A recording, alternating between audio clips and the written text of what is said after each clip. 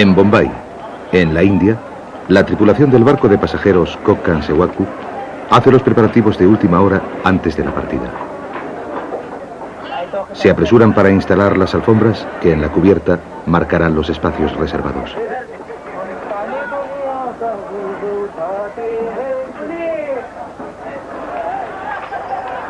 Después de hacer cola durante horas, se permite la subida a bordo de los pasajeros y comienza una frenética lucha por encontrar un buen asiento. El barco navega entre Bombay y Goa 3 veces a la semana, pero todos los viajes suelen estar repletos.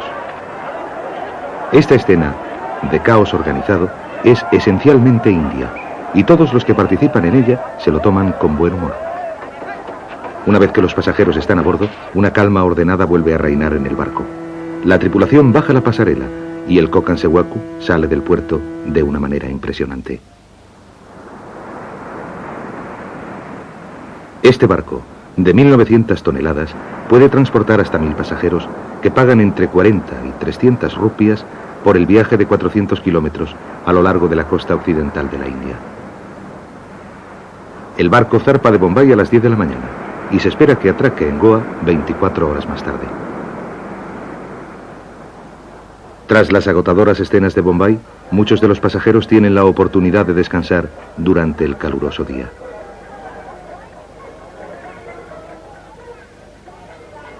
Algunos de los pasajeros son trabajadores inmigrantes que viven en Bombay, pero que tienen a sus familias en Goa.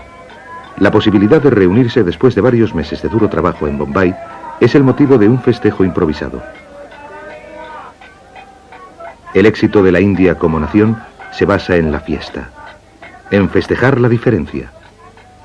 A lo largo del país siguen conviviendo grandes poblaciones de hindúes, musulmanes, sikhs y cristianos. En la costa oeste de la India, la influencia del cristianismo resulta en particular evidente. Durante un largo viaje, la oportunidad de ingerir buena comida mitiga la monotonía. Los platos más populares del menú son aquellos que sientan bien al estómago durante la navegación, como el arroz y las galletas. Al caer la noche, los pasajeros que viajan lujosamente se retiran a sus camarotes. Pero muchos de los que viajan en cubierta deciden disfrutar del paisaje durante un rato. En la bodega del barco se rinde culto 2 veces al día a un altar hindú dedicado a la diosa Durga, patrona de los marinos.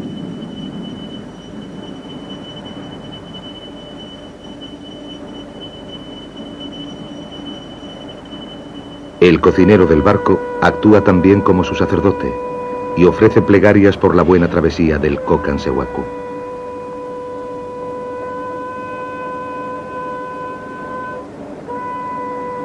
Mientras se ofrecen las oraciones a Durga, los pasajeros de cubierta duermen bajo el cálido aire de la noche. A medianoche, el barco ancla en su primera parada del viaje, a 1 kilómetro frente a la costa de Musakchi.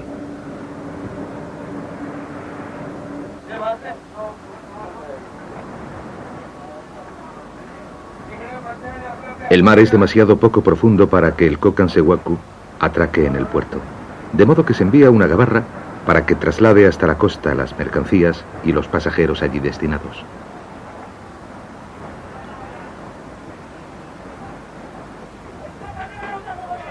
Se amarra una pasarela al inestable barco de remos y casi un centenar de pasajeros desembarca con cautela. Cuando el mar está demasiado agitado para que la gabarra pueda trasladar a la gente hasta la orilla, el Kokkan Sewaku navega más al sur, a un lugar donde atracar, aunque los pasajeros tendrán que viajar por tierra hasta Musakchi.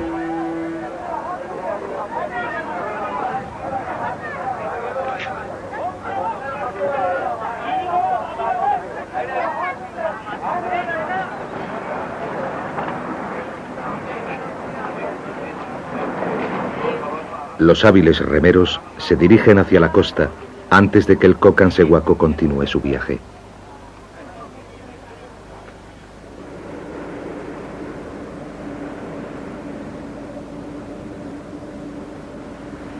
Situada casi en el punto medio de las rutas marítimas entre Europa y Asia, la costa occidental de la India ha jugado un papel vital en el desarrollo de las civilizaciones a lo largo de los siglos.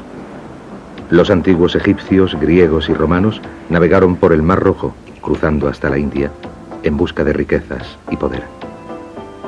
Mediante el comercio y las exploraciones, las ideas, las religiones y las culturas se difundieron por todo el mundo. Se sabe que existía un lazo comercial entre Roma y China mucho antes del nacimiento de Cristo.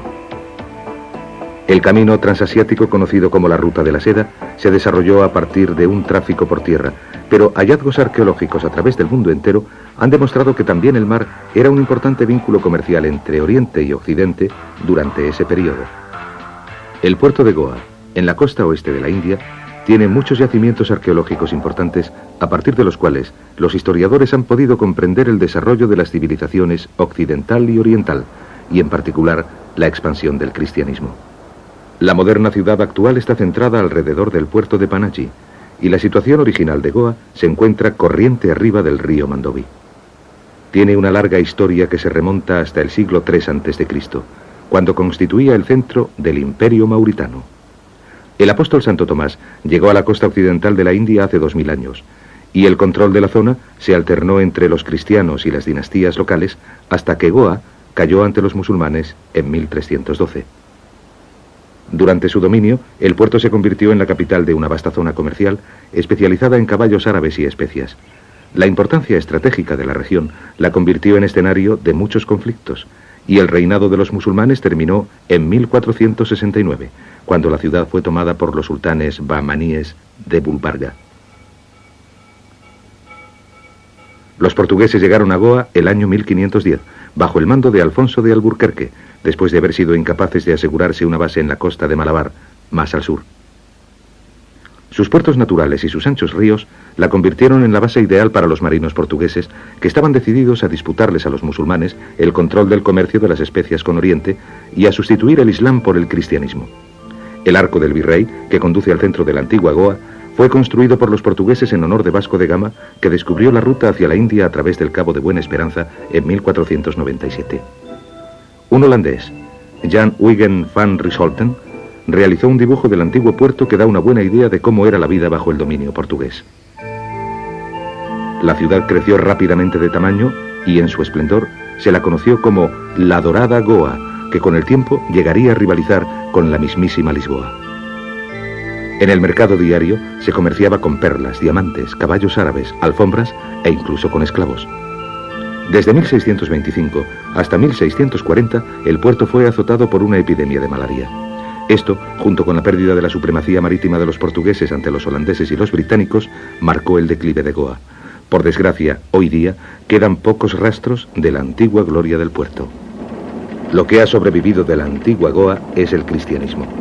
Muchas grandes iglesias, conventos y monasterios fueron construidos por diversas órdenes religiosas que llegaron hasta el puerto cuando estaba bajo el dominio de la monarquía portuguesa. Más del 40% de la población local está formado por católicos practicantes y en la ciudad vieja se alzan unas 20 iglesias. Hoy en día, la supervivencia económica de la región se basa en la producción de arroz, caña de azúcar y anacardos. Una parte de la belleza y tranquilidad de la región ha sido perturbada por la industrialización, desde que se descubrieron grandes depósitos de manganeso y hierro en el sur de Goa. Pero el puerto viejo tiene un ritmo vital que resulta atractivo para los visitantes occidentales que tratan de alejarse de todo su mundo. Gran parte de la población sigue llevando una vida que no se ve afectada por los desagradables acontecimientos del siglo XX. Igual que en Europa, la Pascua es un momento de celebración religiosa y una fiesta pública. Una parte de los festejos incluye la preparación de una fuerte bebida alcohólica que se llama feni. En el transcurso de los tiempos, el alcohol se ha producido a partir de las frutas o plantas más disponibles en cada región. La Biblia, por ejemplo, contiene incontables referencias al vino que se hacía a partir de las uvas que crecían en el Oriente Medio. En las costas occidentales de la India, el feni se elabora con anacardos. El feni se produce de forma similar al vino o al coñac. Los frutos del anacardo se arrancan y sus vainas se machacan para extraer el líquido que es la base de la bebida. Igual que en Francia, Italia y Portugal, el líquido vital se extrae pisando el fruto. El paso siguiente es el proceso de destilación.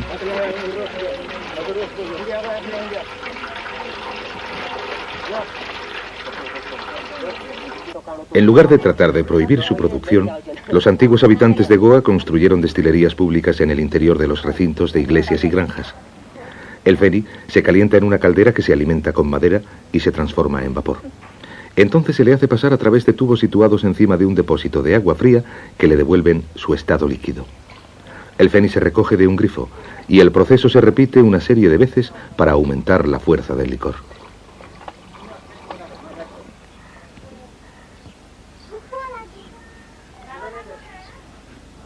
Aunque la India expulsó definitivamente a los portugueses de Goa y de sus alrededores en diciembre de 1961, la región sigue siendo muy distinta a cualquier otra del subcontinente. El efecto que los antiguos colonos ejercieron sobre la zona fue muy grande. Una gran parte de su cultura permanece en su arquitectura, en su religión y en una parte de su burocracia colonial. El imperio portugués estaba fundado en el control del comercio entre Oriente y Occidente. Después de establecerse en Macao, en China, los portugueses transportaron por barco grandes cantidades de valiosa seda y porcelana a través del globo. Una parte de aquella porcelana original sigue siendo evidente aún en Goa.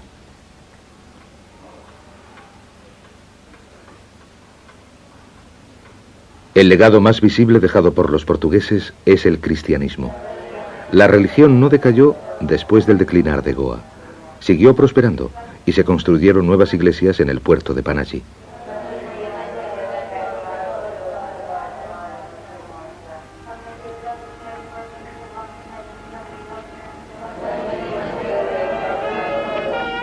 Igual que en Europa, la Pascua y la Resurrección de Cristo son celebradas por todos los cristianos de la región.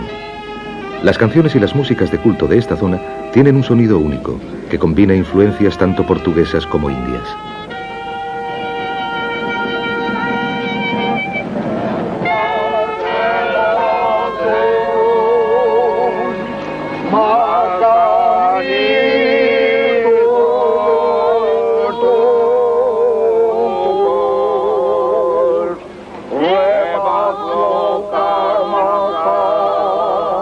Siguiendo la tradición del catolicismo romano, se lleva una imagen de Cristo por las calles para representar el viaje de su cuerpo desde la cruz hasta su sepulcro.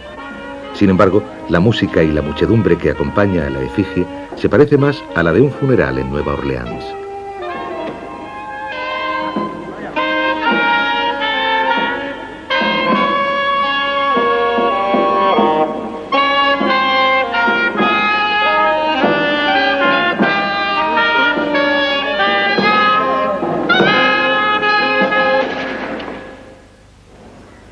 En 1541, a San Francisco Javier se le encomendó la tarea de difundir el cristianismo por las colonias portuguesas del Oriente. Al este de Goa, una iglesia construida en honor del santo jesuita sigue siendo un lugar de culto. San Francisco Javier era un discípulo de San Ignacio de Loyola, que fundó la orden de los jesuitas. Conocido como el apóstol de las Indias, San Francisco llegó a Goa en 1542 y pasó varios años difundiendo la palabra de Cristo por toda la costa malabar. Desde Goa se hizo a la mar hacia Indonesia, donde siguió predicando antes de regresar a la costa occidental de la India en 1548. Invitado por el rey de Yamaguchi, San Francisco navegó entonces hasta Japón, pero sus enseñanzas tuvieron poco éxito.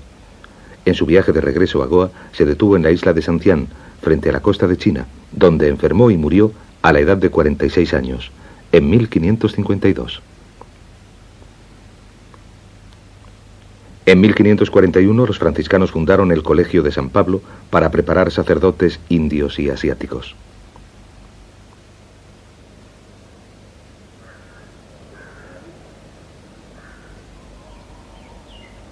En una época, el colegio fue dirigido por San Francisco, y en su apogeo, unos 3.000 alumnos recibían enseñanzas de unos 80 profesores.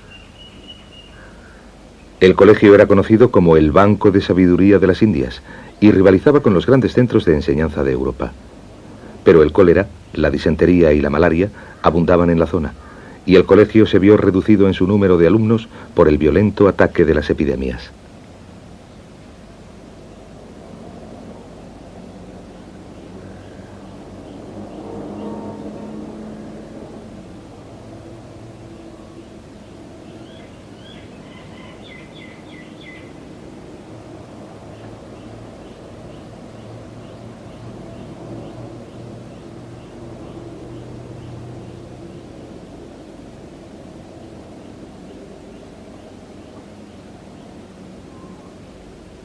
A fines del siglo XV, 9/10 de la población de Goa habían muerto a causa de las enfermedades.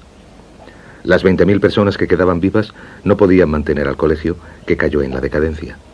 Sus magníficas ruinas son todo lo que queda del antiguo centro de enseñanza cristiana de Oriente.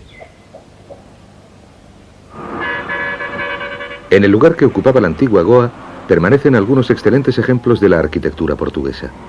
La Basílica del Buen Jesús es famosa en todo el mundo católico por contener la tumba y los restos mortales de San Francisco Javier. Junto a este lugar se encuentra el seminario construido por los jesuitas en 1584, que albergó sus restos hasta que fue canonizado en 1622. La basílica tardó 9 años en construirse y se terminó en 1605. Su estilo es una amalgama de arquitecturas portuguesa e italiana.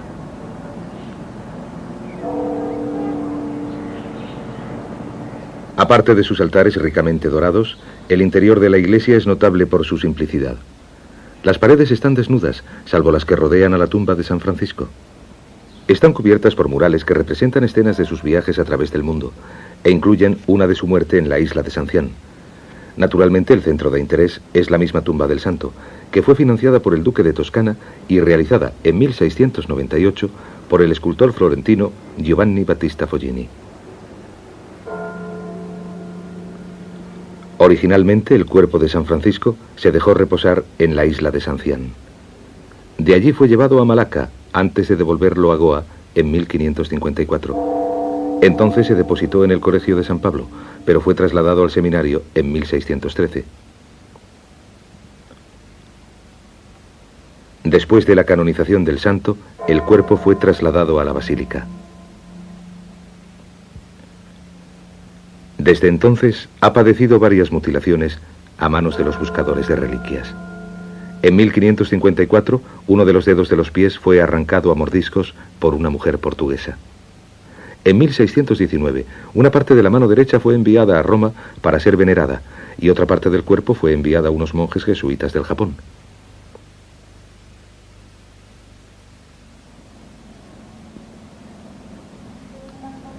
Al sur de Goa se extiende la costa Malabar, que va desde el puerto de Mangalore, en el estado de Karnataka, hasta el cabo Comorín, en Tamil Nadu. La importancia estratégica de la zona, en relación con el comercio entre Oriente y Occidente, ha sido la causante de una historia agitada y tumultuosa. En el siglo XVIII, Mangalore era un puerto importante y un gran centro de construcción de barcos. Hasta el gobierno de Haidar Ali comerciaba en piedras preciosas, seda y caballos árabes. Hoy día sobrevive gracias al comercio marítimo local y a la exportación de café y anacardos. El comercio costero entre Mangalore, Calicut y Cochin se realiza con dhows, que los árabes introdujeron en la región hace más de 2000 años. Los viajeros hábiles pueden aún negociar una travesía barata y atractiva entre puertos pequeños de la costa Malabar. La mayor parte de los barcos es propiedad de pequeñas compañías comerciales que contratan a un capitán para que se encargue de gobernar el barco. Por regla general, el capitán cobra una parte de los beneficios, con la cual paga a su tripulación. Este incentivo crea una situación donde las familias de comerciantes de mayor éxito tienden a atraer a los mejores capitanes y tripulaciones. El puerto de Calicut está a 200 kilómetros al sur de Mangalore, y con buen viento y una tripulación hábil, los dhows pueden cubrir el recorrido a vela en 18 horas.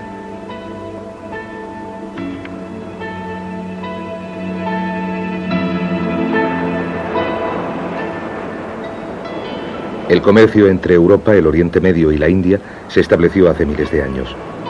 Mucho antes de que llegase Vasco de Gama, los fenicios navegaban hasta la India en busca de madera de sándalo, incienso y marfil. Tras los fenicios, llegaron los antiguos griegos, que registraron sus viajes por la región en el Periplus Maris Erythrae, escrito en el siglo I, donde se describen con detalle los puertos del Mar Rojo y de la India Occidental. Esto ha proporcionado a los historiadores una valiosa información a partir de la cual se ha establecido una imagen de las primitivas pautas comerciales.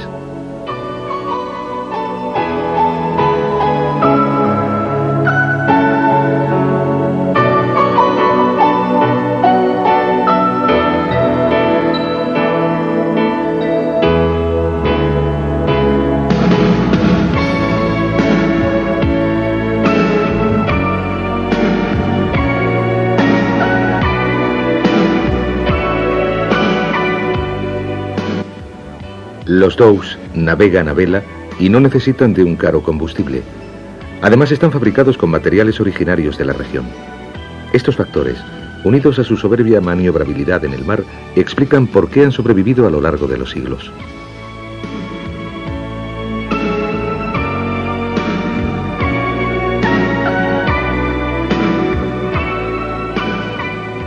Al sur de Karnataka está el estado de Kerala, conocido como la tierra de la magia verde. Es una franja costera estrecha protegida del resto de la India y de gran parte de sus influencias por una gran cordillera montañosa situada al este del estado. Sin embargo, Kerala tiene una larga historia de contactos con el mundo exterior. La producción de pimienta y cardamomo convirtió a Kerala en el centro del comercio de las especias por derecho propio, pero funcionó también como punto de transbordo entre el lejano oriente y Europa. La producción de cocos es fundamental para la supervivencia de Kerala hoy en día. Algunas de las palmeras alcanzan una altura de 15 metros y la recolección de los frutos se encomienda a hombres expertos que trepan hasta lo más alto y cortan los cocos maduros. Kerala, que se basa en la agricultura, está lejos de ser el estado más rico de la India. Sin embargo, hay una pobreza relativamente pequeña porque el empleo y por tanto el bienestar se distribuyen entre toda la población.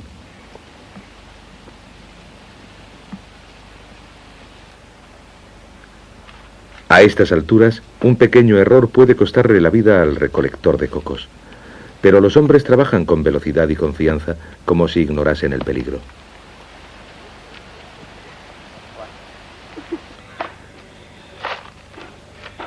Todas las partes del árbol se utilizan. La madera seca se usa como leña. Los cocos no solo proporcionan alimento y bebida, sino que también sus fibrosas cáscaras se pueden tejer como sogas y esteras. La división del trabajo que se practica por toda Kerala supone que de cada parte del proceso se encarga una persona diferente.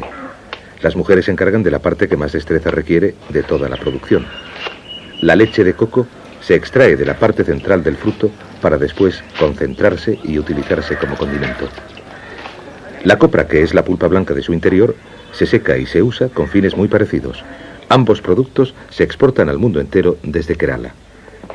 El valor del coco no está solo en su sabor, sin embargo.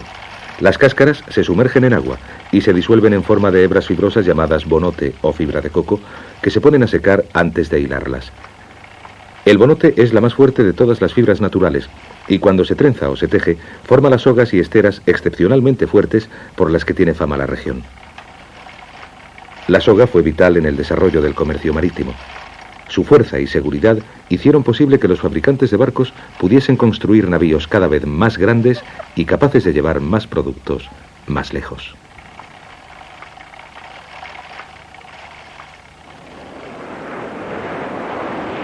Después de 18 horas en el mar, el dhow que zarpó de Mangalore se acerca a Calicut.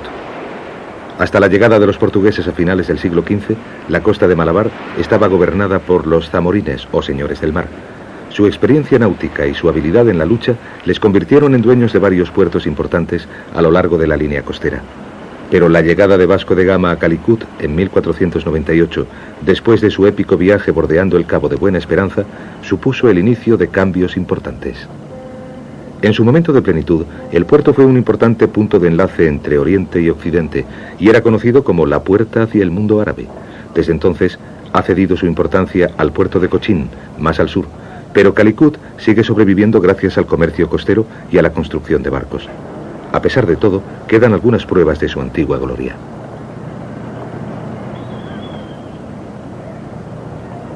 La mayor parte de empleo de la región es la construcción de barcos.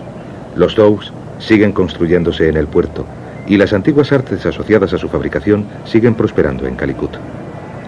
Los fabricantes de cuerdas, los de velas, los ajustadores y los carpinteros trabajan todos cerca los unos de los otros, construyendo y reparando los clásicos veleros de madera.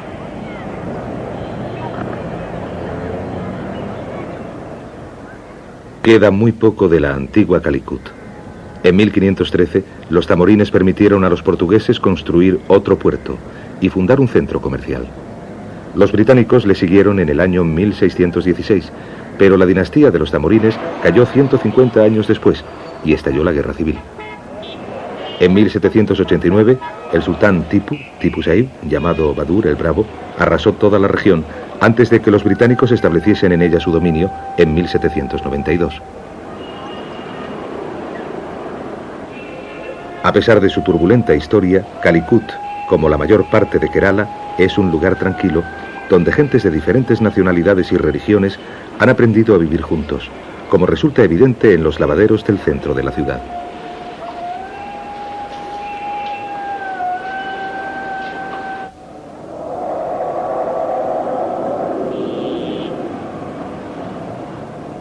Kerala tiene una gran riqueza de asociaciones históricas. Hindúes, musulmanes, cristianos, chinos y judíos se han instalado en diversos lugares de este estado. El 90% de la población de Calicut es musulmán.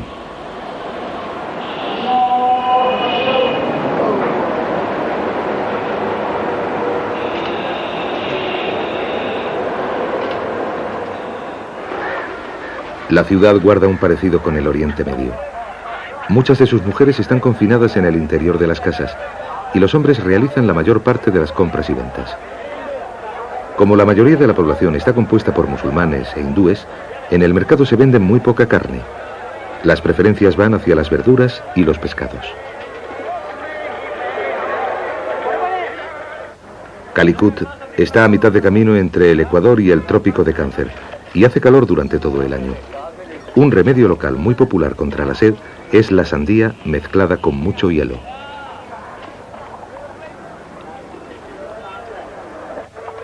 El pescado fresco compone la alimentación de la mayoría de las familias. Se captura en las costas locales y proporciona una barata fuente de proteínas. La costa Malabar es rica en pescado y hay mucha gente que se dedica a la industria pesquera. Unas pequeñas traineras trabajan a cerca de 1 kilómetro de la costa.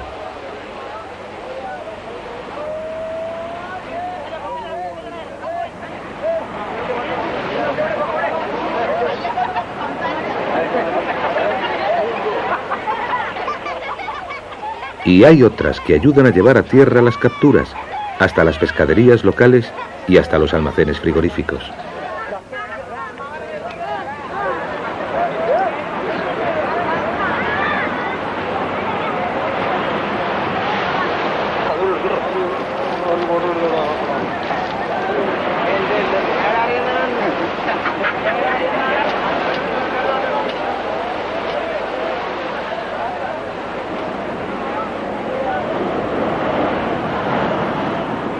Los barquitos que trabajan cerca de la orilla se conocen como tonis y han sido usados por los pescadores locales desde hace cientos de años. La proa y la popa, elevadas, tienen un diseño ideal para atravesar las encrespadas olas. Pero estos barcos de poco calado son muy vulnerables en las fuertes marejadas.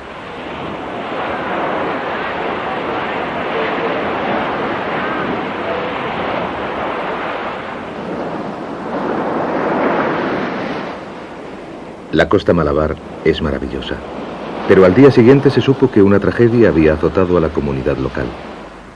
3 hombres desaparecieron cuando su barco zozobró en una violenta tempestad premonzónica.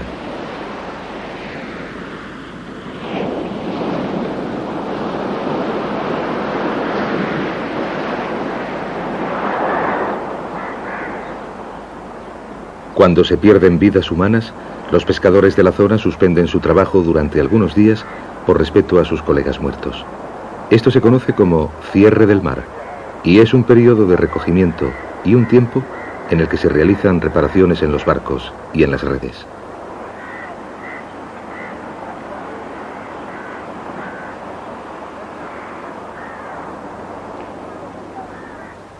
Según el escritor portugués del siglo XVI, Pires, la costa Malabar estaba infectada de piratas que navegaban en barcos conocidos como tones. Los barcos de los pescadores, los tonis, se cree que son copias a menor tamaño de esas naves. Tienen unos 6 metros de longitud y forma combada.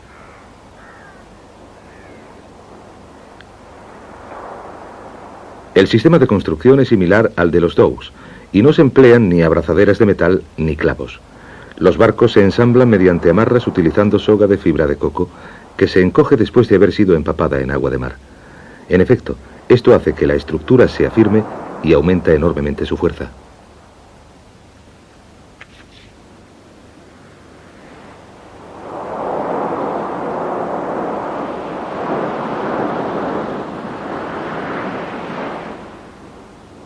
Lo mismo que el Dow, el Tony tiene un diseño clásico.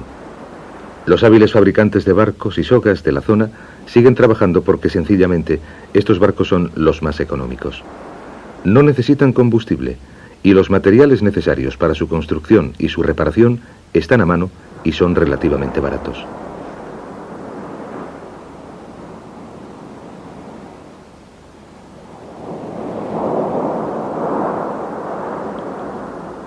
La visión de un barquito de pesca que llega a la costa después de un día de trabajo es una de las más hermosas que pueden verse en el sur de la India.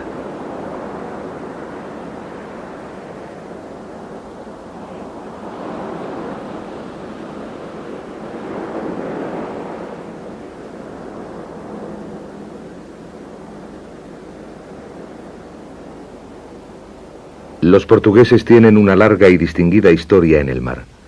Su navegante más famoso es Vasco de Gama, que llegó a la costa occidental de la India en 1498. Hay una teoría que explica sus éxitos, y es que los portugueses descienden de los grandes navegantes fenicios.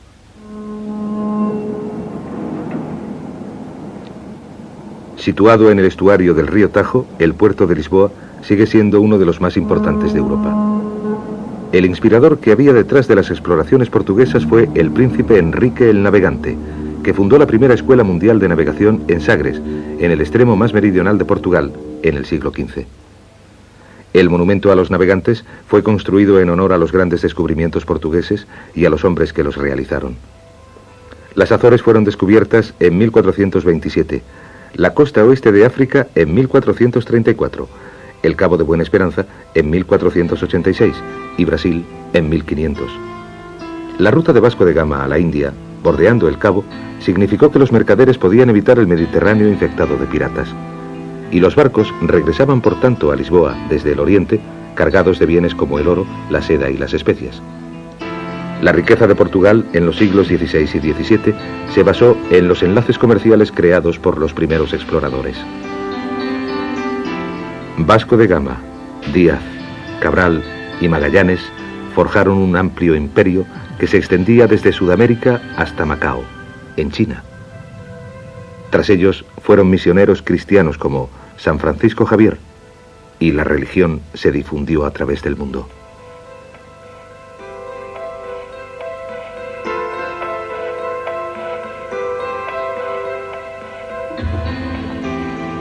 El momento exacto en el que el judaísmo o el cristianismo se establecieron en la costa malabar es objeto de una gran discusión.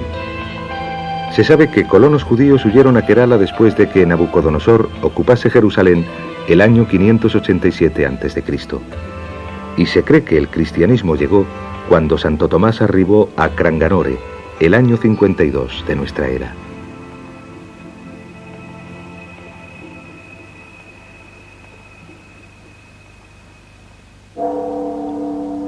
Tomás, el que duda, como se le conoce comúnmente, está retratado en La Última Cena de Leonardo da Vinci en el momento de su conversión. Él dudó de que Jesús hubiese sido crucificado y que después resucitara, pero cuando le mostraron las cicatrices del cuerpo de Cristo, se convirtió instantáneamente a la fe.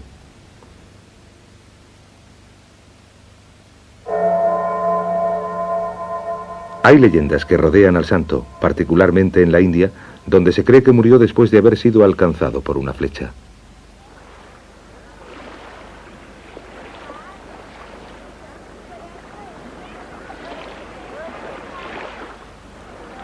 Alrededor de Cranganore se fundó una gran comunidad cristiana en tiempos de Santo Tomás. La abundante pesca y los lazos comerciales existentes con la costa malabar ayudaron a la creación de una próspera sociedad. La ciudad se encuentra en un gran estuario alimentado por una red de canales de aguas poco profundas que proporcionan grandes suministros de pescado, langosta y moluscos.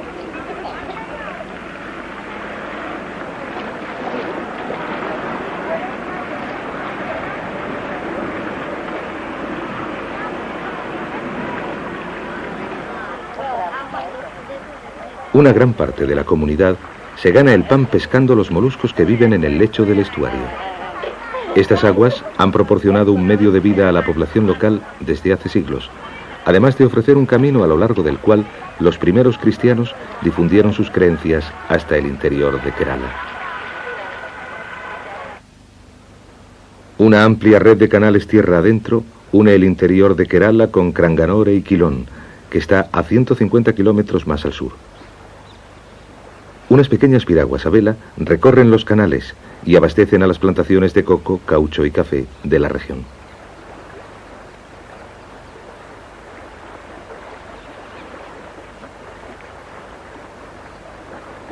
Casi todo se traslada por el agua y los canales están permanentemente transitados.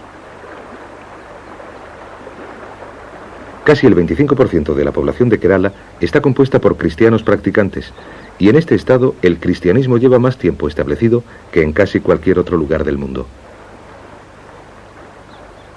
La fe se estableció con la llegada de Santo Tomás, y la primera iglesia de la que se tiene noticia fue construida en su honor en el siglo IV, río arriba de Cranganore.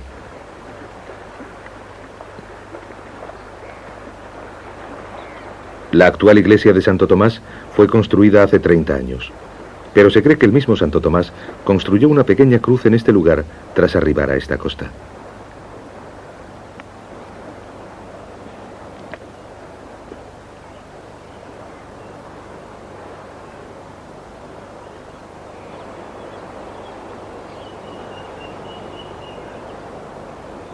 Las comunidades cristianas jugaron un importante papel en el comercio y en las transacciones llevadas a cabo por toda la costa malabar, y antiguos registros hacen suponer que eran comerciantes de mucho éxito que concedían grandes regalos de tierras a otras comunidades a cambio de su amistad.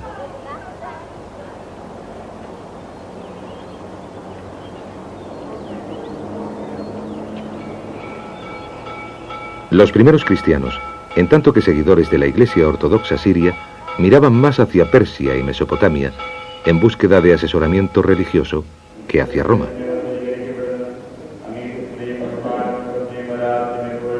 Hasta el siglo XVI todos los obispos de Kerala procedían de Oriente Medio, pero los portugueses acabaron con esta costumbre en un esfuerzo para aumentar la supremacía de Roma en la región. Sin embargo, las acciones de los colonialistas resultaron ser infructuosas y la ortodoxia creció con gran fuerza a pesar de que las relaciones con Roma han sido tensas desde entonces.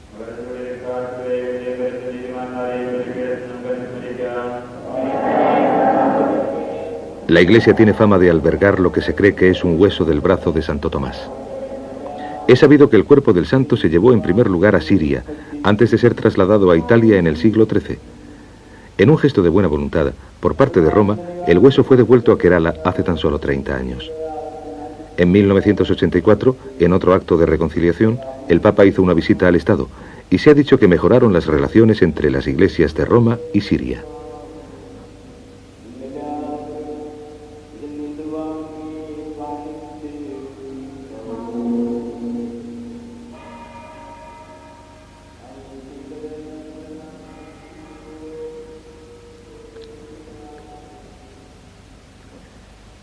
En Kerala, la arquitectura, las actitudes y las prácticas laborales han sido influidas por el cristianismo.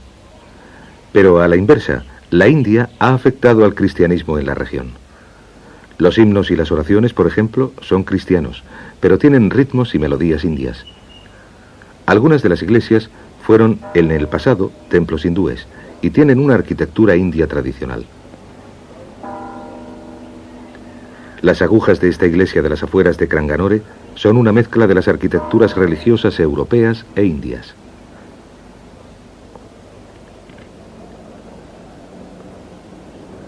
Las ceremonias son el campo donde se demuestran mejor las mezclas particulares del cristianismo de Kerala. Siguiendo con la tradición, las bodas se celebran en sábado, pero se trata de un acontecimiento exclusivamente indio. Al novio y a la novia los acompañan al interior del templo con el sonido de una música local grabada.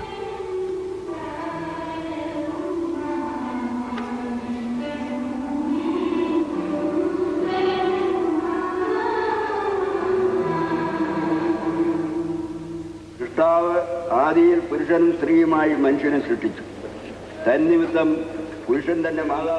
La fecha de la boda se ha decidido astrológicamente y el servicio nupcial se lleva a cabo en el lenguaje local, el malayalam. La acción de encender velas a cargo de la novia y del novio es esencial en esta ceremonia, al igual que lo es en las bodas hindúes.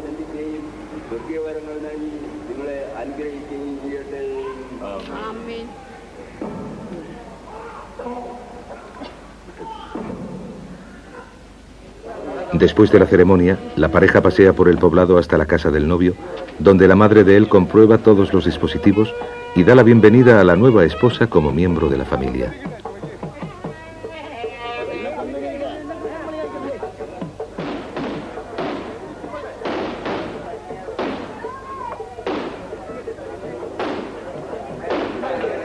Un delicioso almuerzo de curry con base de coco ha sido preparado para los invitados de la boda, y la pareja sirve los alimentos para agradecer a sus amigos y familiares la asistencia a la ceremonia.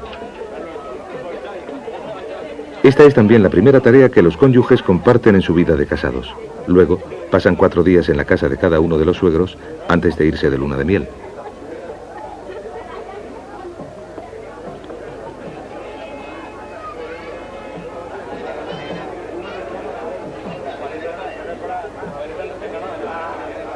Los cristianos de Kerala se llaman a sí mismos los hijos de Santo Tomás, y una gran parte de su fe se centra alrededor del santo.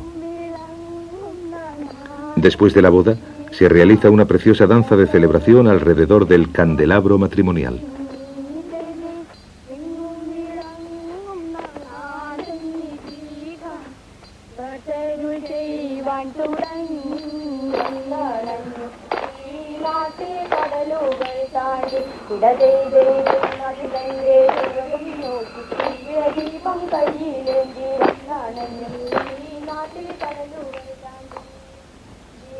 El cántico que entonan los bailarines dice: Tomás es mi padre.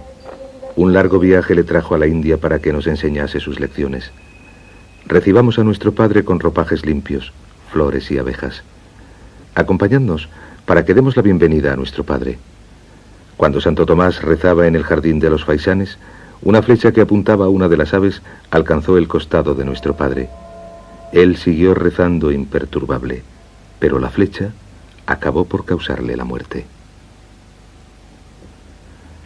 La zona que rodea a Cranganore es muy rica en historias acerca de Santo Tomás, y prácticamente todos los pueblos tienen una relación u otra con el gran hombre. A 40 kilómetros al este del pueblo está la montaña de Malayator, que es un importante lugar de peregrinación para los cristianos de Kerala. Se cree que el santo meditó en esta montaña durante el curso de sus labores misioneras, y en Pascua miles de cristianos viajan hasta aquí para orar.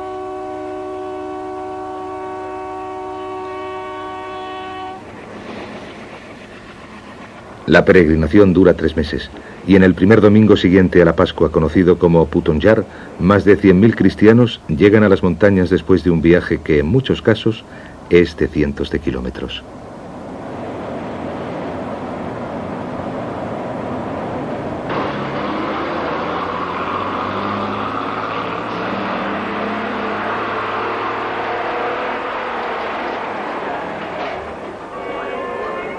Al pie de las montañas, escuelas y hospitales se transforman en hoteles provisionales. Toda la zona se inunda de gentes, algunas de las cuales han caminado durante 4 días desde el vecino estado de Tamil Nadu.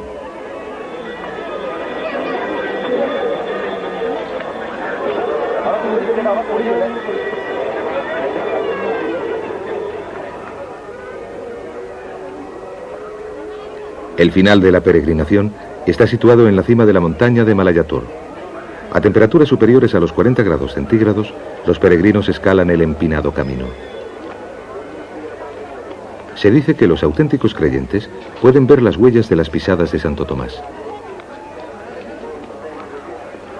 Durante la ascensión, los caminantes resucitan la frase: «Ayúdame a escalar la montaña del crucifijo de oro».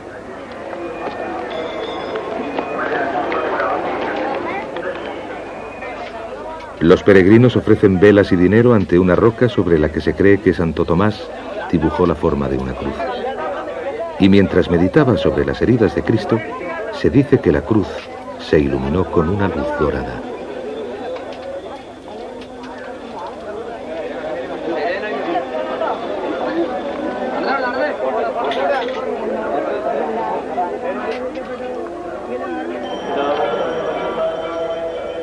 Durante la peregrinación se ha informado de muy variadas visiones y más de 2 millones de personas visitan el lugar durante la Pascua.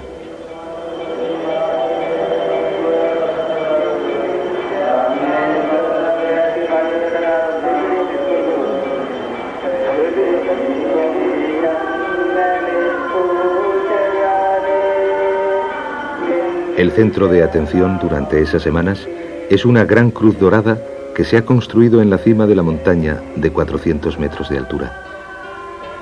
La cruz fue construida en honor del santo y cada peregrino tiene la esperanza de llegar a verla. Pero son miles los que se reúnen en este lugar y solo los afortunados tienen la oportunidad de conseguirlo.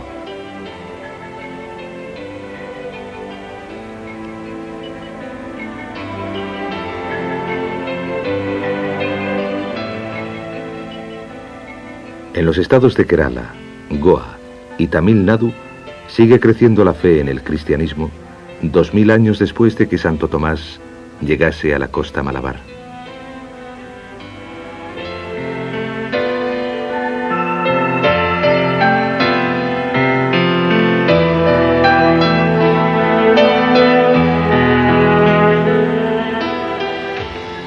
La costa Malabar es muy rica en asociaciones históricas. Gentes, ideas y religiones llegaron hasta la costa occidental de la India a través del mar y fueron asimiladas en una de las sociedades más ricas y diversas de la tierra. Santo Tomás llegó para esparcir la palabra nueva del cristianismo. Vasco de Gama vino en busca de riquezas. Y ambos hombres encontraron una tierra llena de belleza que permanece hoy día. Una tierra de riquezas, pero que es aún más rica en sus recursos humanos.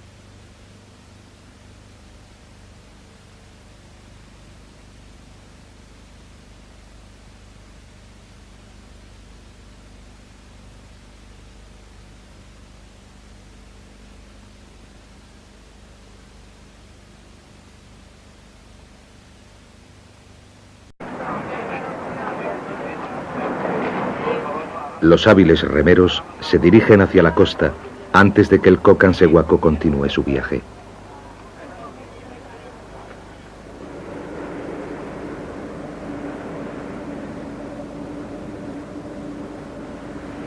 Situada casi en el punto medio de las rutas marítimas entre Europa y Asia, la costa occidental de la India ha jugado un papel vital en el desarrollo de las civilizaciones a lo largo de los siglos.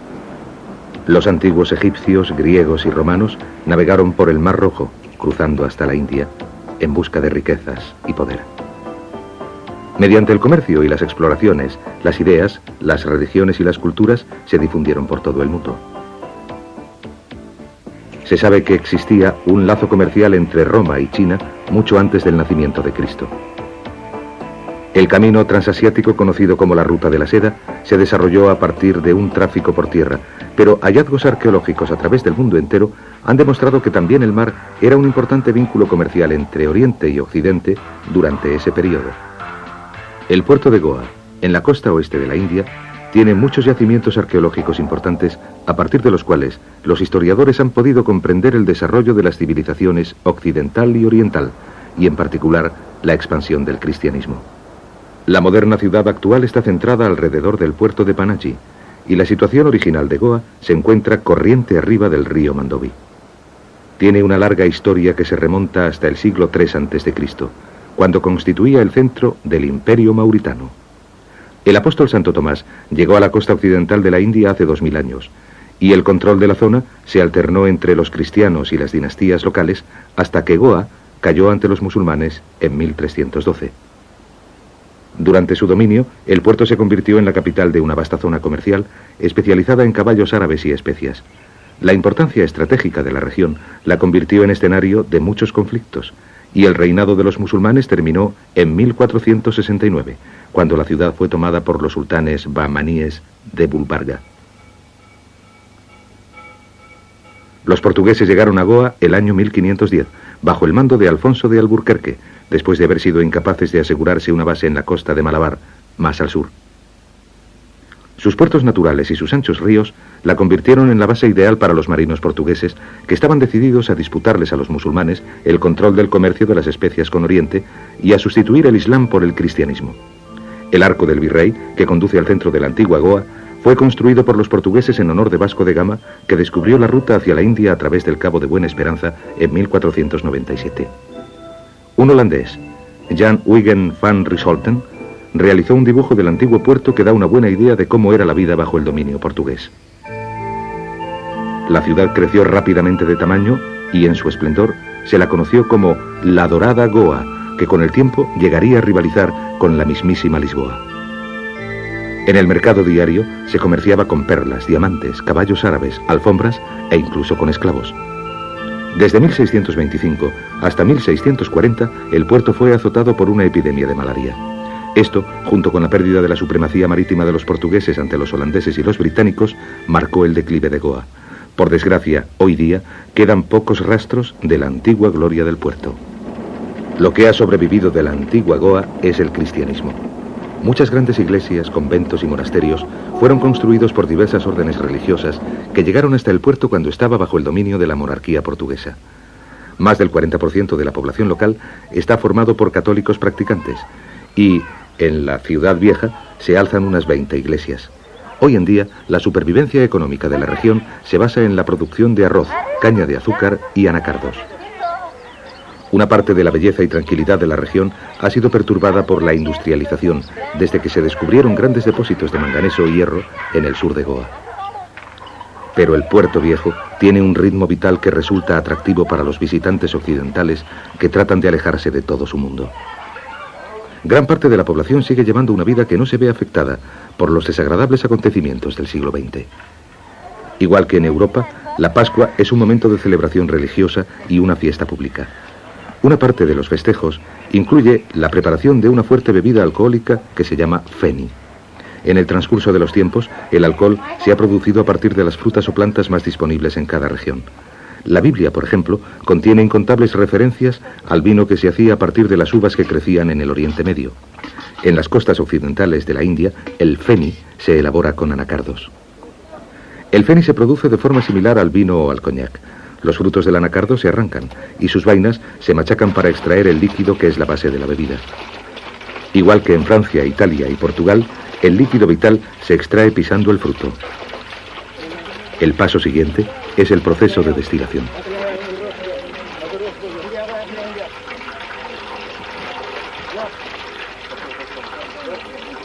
En lugar de tratar de prohibir su producción, los antiguos habitantes de Goa construyeron destilerías públicas en el interior de los recintos de iglesias y granjas. El feni se calienta en una caldera que se alimenta con madera y se transforma en vapor. Entonces se le hace pasar a través de tubos situados encima de un depósito de agua fría que le devuelven su estado líquido. El feni se recoge de un grifo y el proceso se repite una serie de veces para aumentar la fuerza del licor.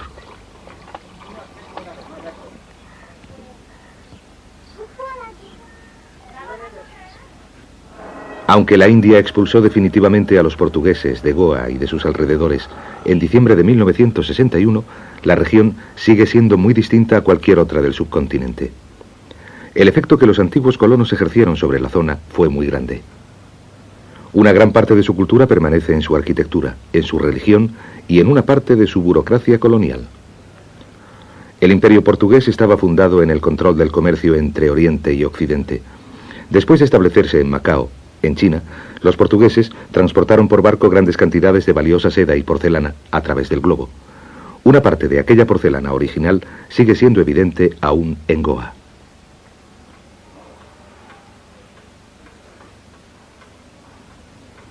El legado más visible dejado por los portugueses es el cristianismo. La religión no decayó después del declinar de Goa. Siguió prosperando y se construyeron nuevas iglesias en el puerto de Panaji.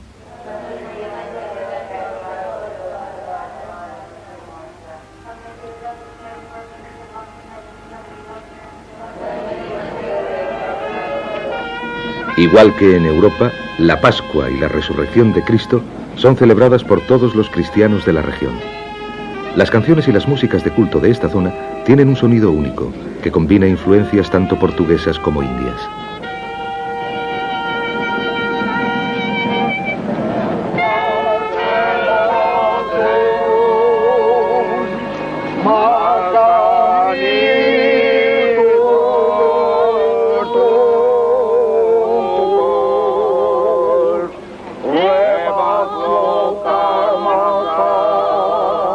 Siguiendo la tradición del catolicismo romano, se lleva una imagen de Cristo por las calles para representar el viaje de su cuerpo desde la cruz hasta su sepulcro. Sin embargo, la música y la muchedumbre que acompaña a la efigie se parece más a la de un funeral en Nueva Orleans.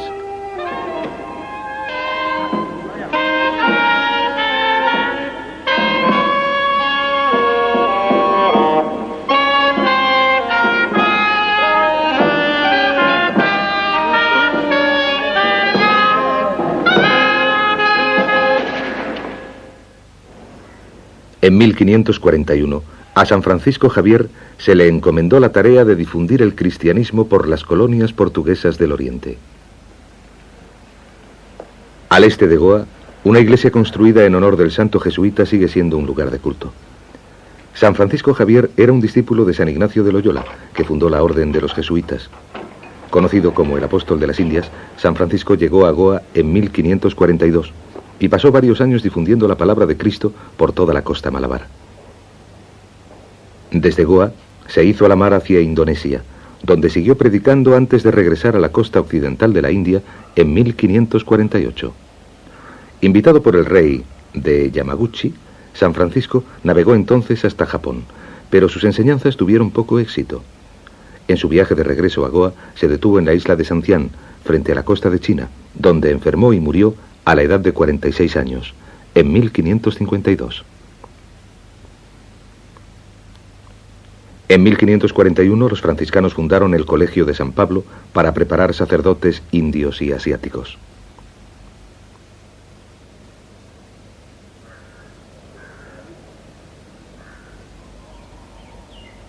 En una época, el colegio fue dirigido por San Francisco, y en su apogeo, unos 3.000 alumnos recibían enseñanzas de unos 80 profesores. El colegio era conocido como el Banco de Sabiduría de las Indias y rivalizaba con los grandes centros de enseñanza de Europa. Pero el cólera, la disentería y la malaria abundaban en la zona, y el colegio se vio reducido en su número de alumnos por el violento ataque de las epidemias.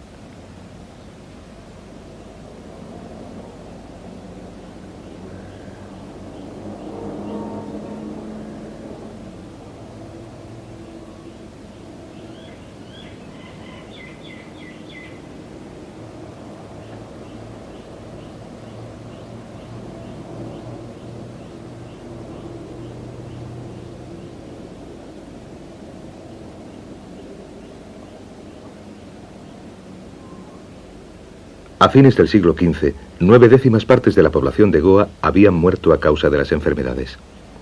Las 20.000 personas que quedaban vivas no podían mantener al colegio, que cayó en la decadencia. Sus magníficas ruinas son todo lo que queda del antiguo centro de enseñanza cristiana de Oriente. En el lugar que ocupaba la antigua Goa permanecen algunos excelentes ejemplos de la arquitectura portuguesa. La Basílica del Buen Jesús es famosa en todo el mundo católico por contener la tumba y los restos mortales de San Francisco Javier. Junto a este lugar se encuentra el seminario construido por los jesuitas en 1584, que albergó sus restos hasta que fue canonizado en 1622. La basílica tardó 9 años en construirse y se terminó en 1605. Su estilo es una amalgama de arquitecturas portuguesa e italiana.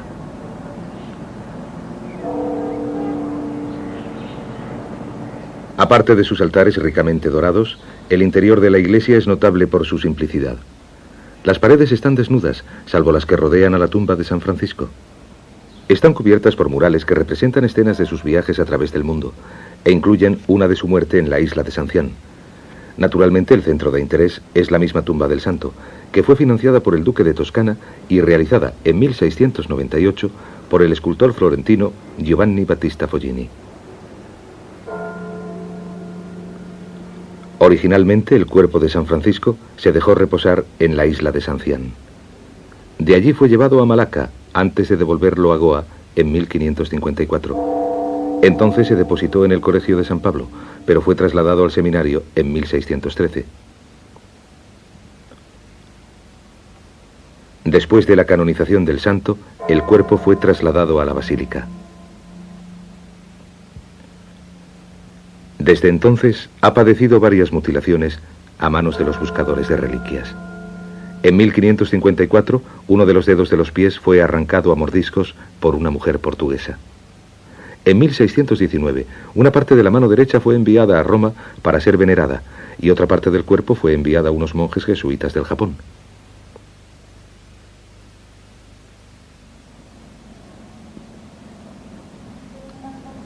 Al sur de Goa se extiende la costa Malabar, que va desde el puerto de Mangalore, en el estado de Karnataka, hasta el Cabo Comorín, en Tamil Nadu. La importancia estratégica de la zona, en relación con el comercio entre Oriente y Occidente, ha sido la causante de una historia agitada y tumultuosa. En el siglo XVIII, Mangalore era un puerto importante y un gran centro de construcción de barcos. Hasta el gobierno de Haidar Ali comerciaba en piedras preciosas, seda y caballos árabes. Hoy día sobrevive gracias al comercio marítimo local y a la exportación de café y anacardos. El comercio costero entre Mangalore, Calicut y Cochin se realiza con dhows, que los árabes introdujeron en la región hace más de 2000 años. Los viajeros hábiles pueden aún negociar una travesía barata y atractiva entre puertos pequeños de la costa Malabar. La mayor parte de los barcos es propiedad de pequeñas compañías comerciales que contratan a un capitán para que se encargue de gobernar el barco. Por regla general, el capitán cobra una parte de los beneficios con la cual paga a su tripulación. Este incentivo crea una situación donde las familias de comerciantes de mayor éxito tienden a atraer a los mejores capitanes y tripulaciones. El puerto de Calicut está a 200 kilómetros al sur de Mangalore y con buen viento y una tripulación hábil, los dhows pueden cubrir el recorrido a vela en 18 horas.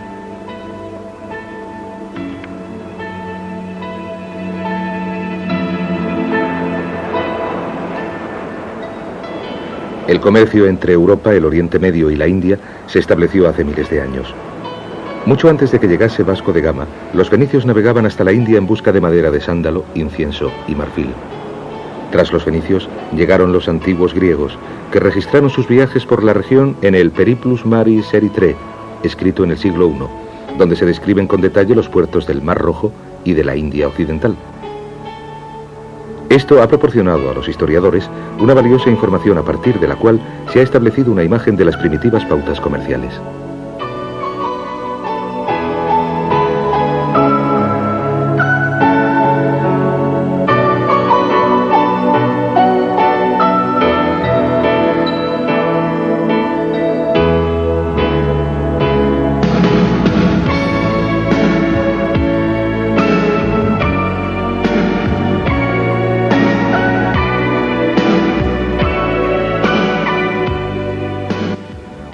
Los dhows navegan a vela y no necesitan de un caro combustible.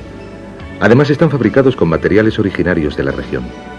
Estos factores, unidos a su soberbia maniobrabilidad en el mar, explican por qué han sobrevivido a lo largo de los siglos.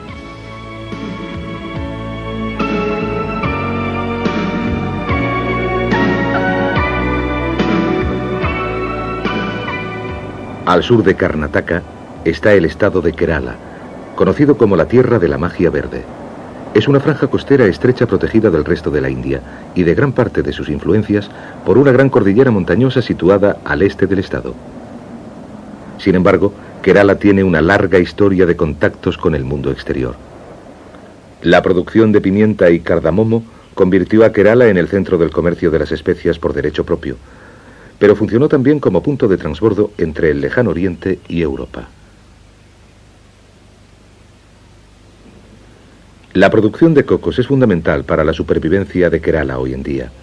Algunas de las palmeras alcanzan una altura de 15 metros y la recolección de los frutos se encomienda a hombres expertos que trepan hasta lo más alto y cortan los cocos maduros.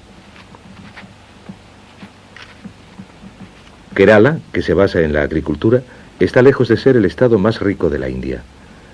Sin embargo, hay una pobreza relativamente pequeña porque el empleo y, por tanto, el bienestar se distribuyen entre toda la población.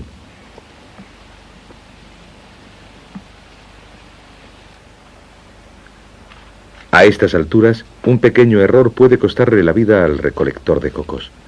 Pero los hombres trabajan con velocidad y confianza como si ignorasen el peligro.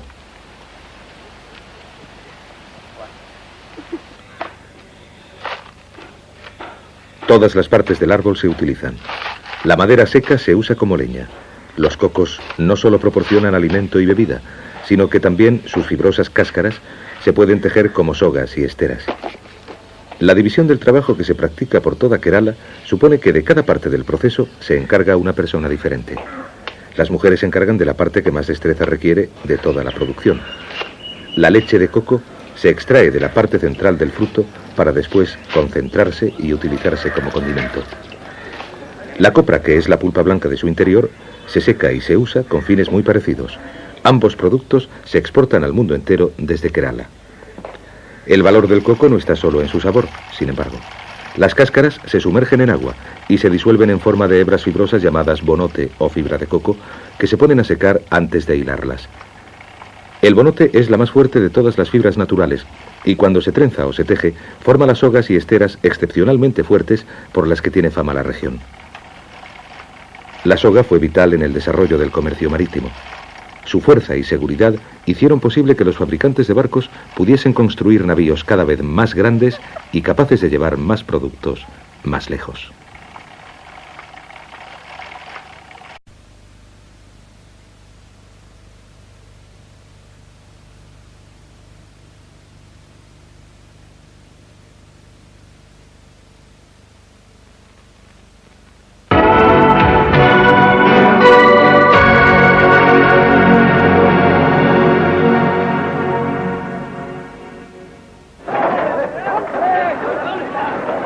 En Bombay, en la India, la tripulación del barco de pasajeros Kokkan Sewaku hace los preparativos de última hora antes de la partida. Se apresuran para instalar las alfombras que en la cubierta marcarán los espacios reservados.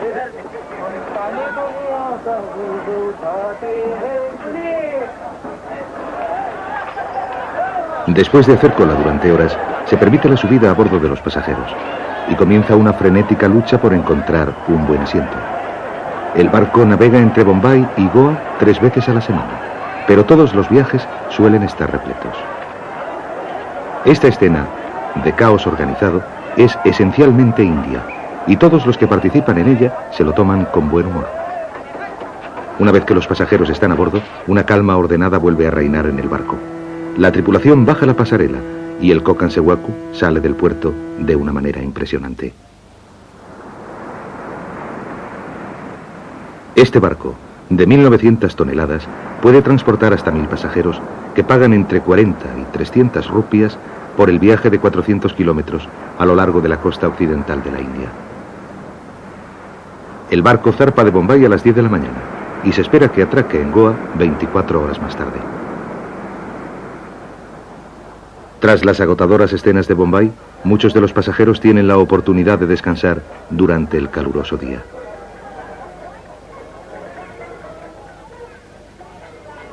Algunos de los pasajeros son trabajadores inmigrantes que viven en Bombay, pero que tienen a sus familias en Goa. La posibilidad de reunirse después de varios meses de duro trabajo en Bombay es el motivo de un festejo improvisado. El éxito de la India como nación se basa en la fiesta, en festejar la diferencia. A lo largo del país siguen conviviendo grandes poblaciones de hindúes, musulmanes, sikhs y cristianos. En la costa oeste de la India, la influencia del cristianismo resulta en particular evidente. Durante un largo viaje, la oportunidad de ingerir buena comida mitiga la monotonía. Los platos más populares del menú son aquellos que sientan bien al estómago durante la navegación, como el arroz y las galletas. Al caer la noche, los pasajeros que viajan lujosamente se retiran a sus camarotes. Pero muchos de los que viajan en cubierta deciden disfrutar del paisaje durante un rato. En la bodega del barco se rinde culto 2 veces al día a un altar hindú dedicado a la diosa Durga, patrona de los marinos.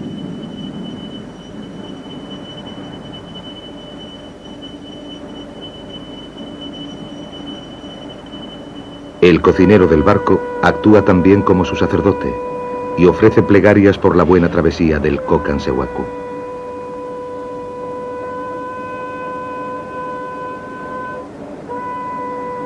Mientras se ofrecen las oraciones a Durga, los pasajeros de cubierta duermen bajo el cálido aire de la noche. A medianoche, el barco ancla en su primera parada del viaje, a 1 kilómetro frente a la costa de Musakchi.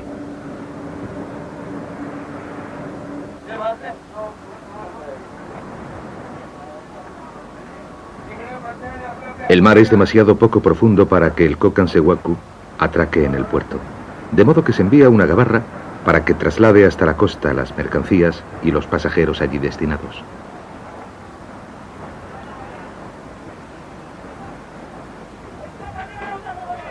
Se amarra una pasarela al inestable barco de remos y casi un centenar de pasajeros desembarca con cautela. Cuando el mar está demasiado agitado para que la gabarra pueda trasladar a la gente hasta la orilla, el Kokan Sewaku navega más al sur, a un lugar donde atracar, aunque los pasajeros tendrán que viajar por tierra hasta Musakchi.